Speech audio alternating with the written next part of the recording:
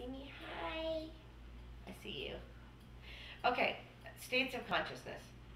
I think we have more than what is talked about as states of consciousness.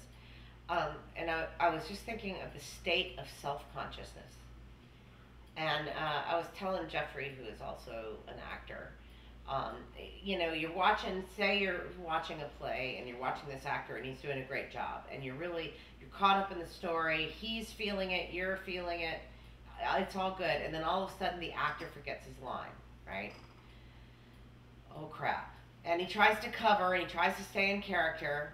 And some actors are better at it than others, but suppose he gets in a really bad place. So he's not only doesn't remember what line is next, but all of a sudden he starts thinking about what he looks like. He starts thinking, oh my God, the audience must know that I've forgotten my line. And the minute you start thinking about yourself and trying to picture yourself and trying to, it's like, in my experience, that crowds out the ability to think about anything else. It crowds out the ability to be in character, to remember the line, to do anything. Whenever that I get into that particular state of, do they think I'm an idiot, or do I have toilet paper stuck to my shoe, or what, whenever I'm thinking about what do they think of me, then I am in a state of self-reference, of self-consciousness, and it produces anxiety, and it cuts me off from what's really going on in the world. It's like the voices in my head get so loud that it drowns out everything else that's going on, you know? And I think that that's a different state of consciousness.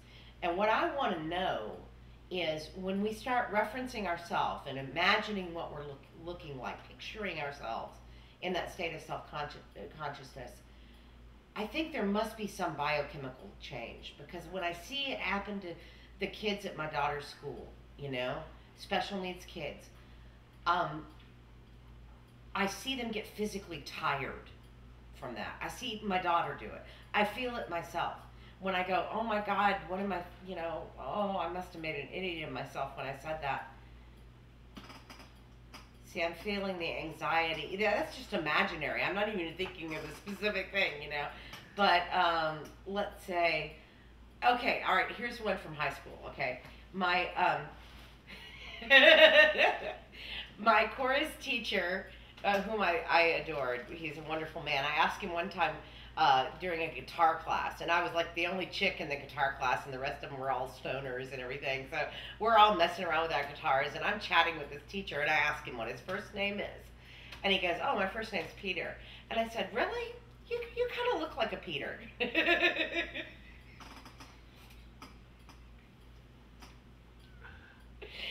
that was high school. That was like, what, 30, almost 30 years ago.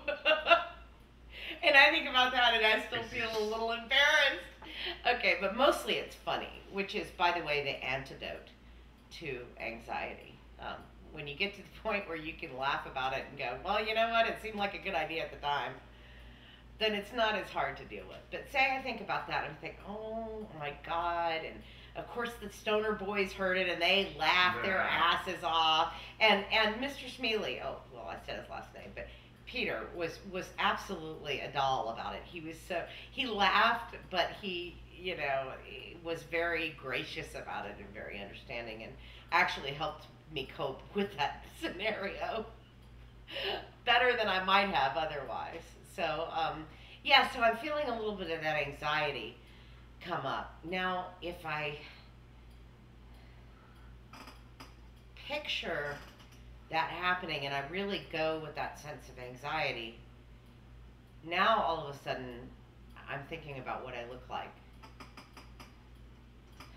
in this camera, I don't watch this footage because my body's changed a lot in 2 years, and I really can't exercise, and I don't diet anymore because, you know what?